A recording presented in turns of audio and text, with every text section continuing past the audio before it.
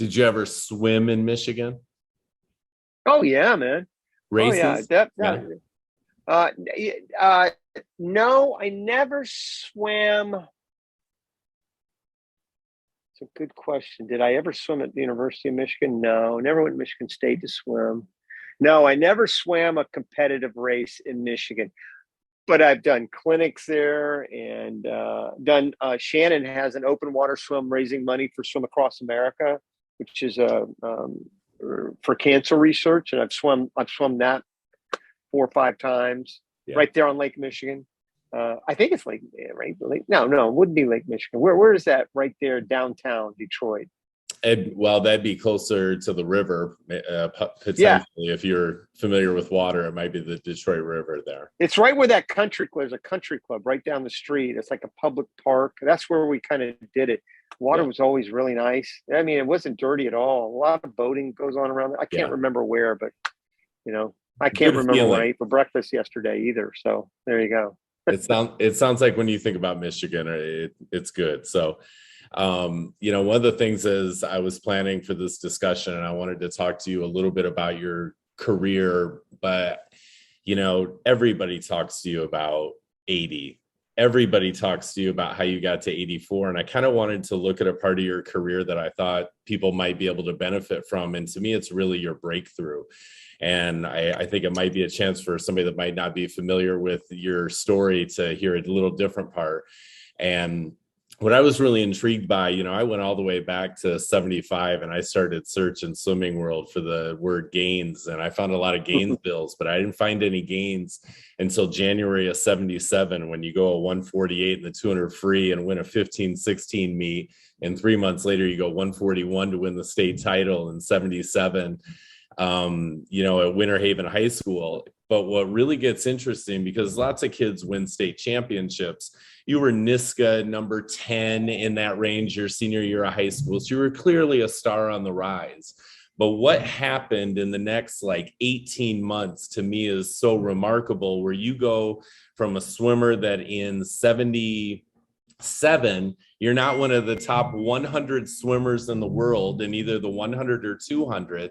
And in 78, you're in the top 10, you're in the top 3 in one event, top 6 in another.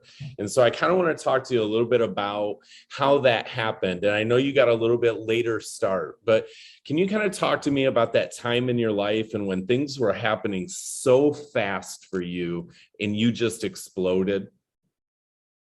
Yeah, it's funny. Boy, you know more about it than I do.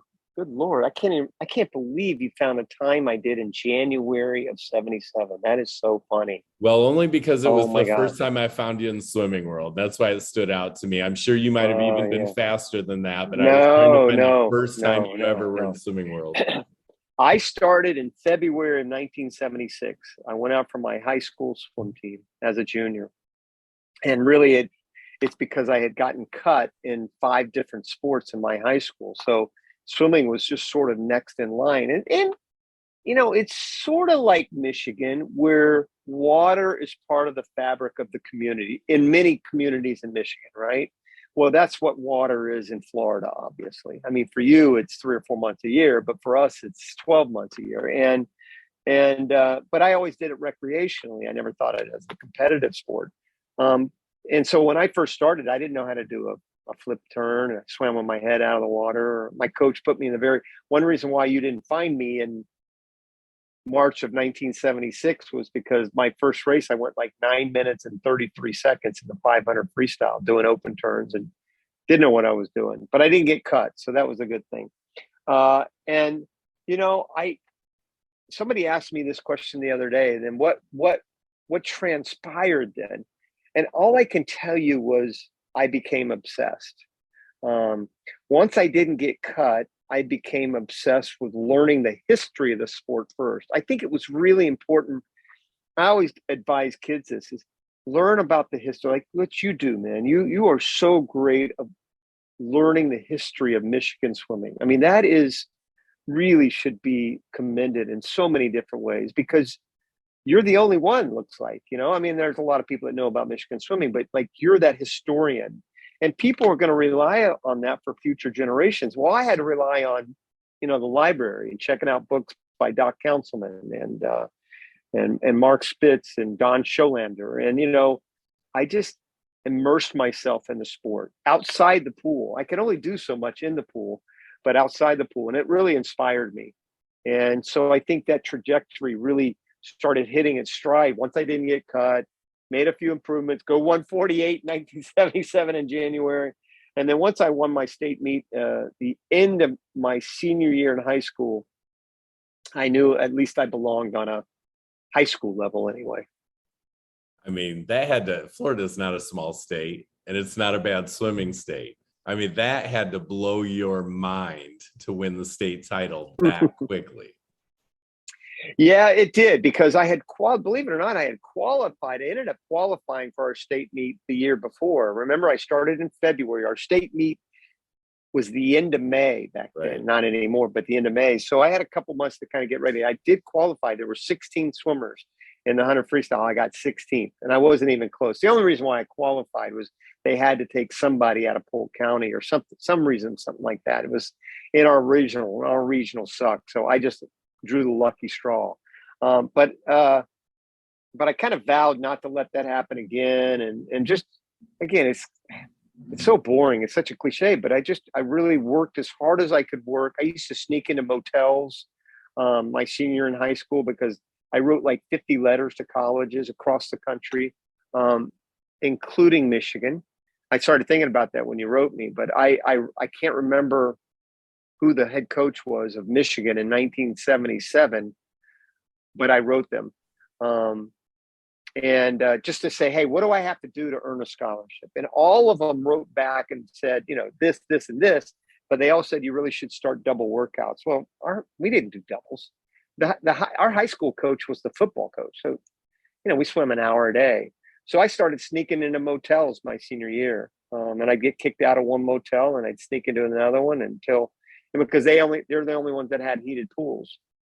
So it just gives you a little snapshot in a long way of I became obsessed with getting better.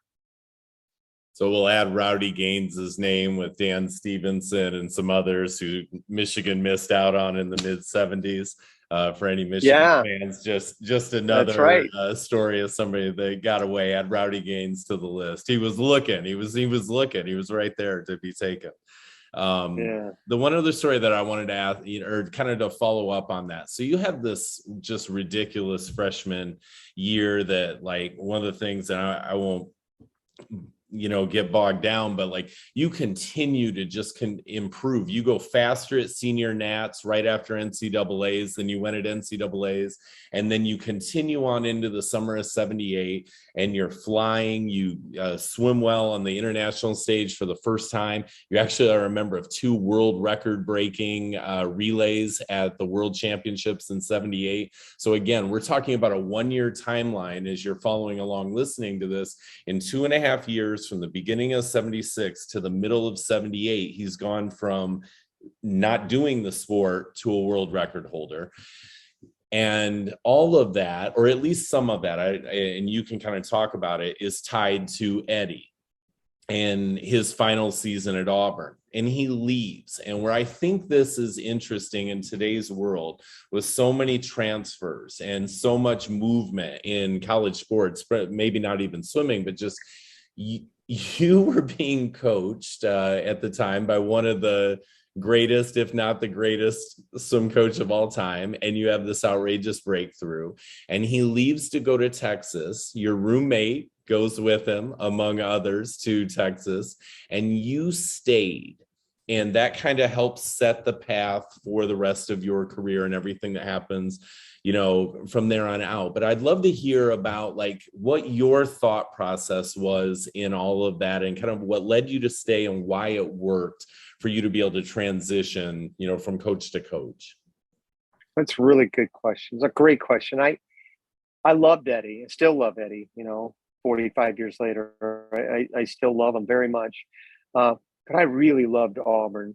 I just loved the campus. It was everything around that campus revolves around the college. It's a very small town. I'm from a small town, kind of country. My mom is from Mississippi, and my dad's from Tennessee originally, and it was staying in the South. I had relatives all around Alabama, so I loved Auburn. And then the other thing was I loved Richard.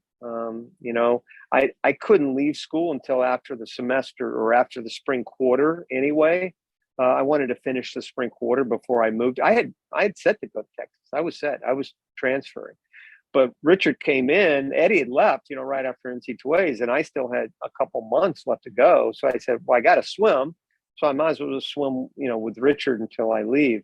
Well, I fell in love with Richard, and he literally became my second father. And I won 3 goals. I gave one to my mom, one to my dad, and one to Richard because I couldn't have done it without him. And I kind of felt that energy. I felt that passion. I felt that compassion. And I think the combination of the comfort of Auburn and the belief that Richard instilled in all of us that decided to stay was something that was just too overwhelming for me to leave. It's really cool. It's really cool. And obviously you were rewarded for that decision. So I want to, and I would have been rewarded if I had gone to Texas. Yeah.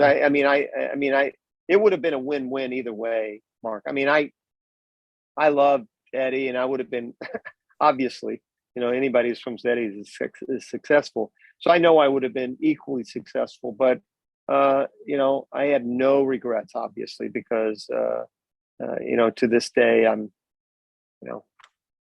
Auburn is my alma mater, and just like any other person has an alma mater, they're in love with it, and they bleed it, and you bleed Michigan blue, and so there you go.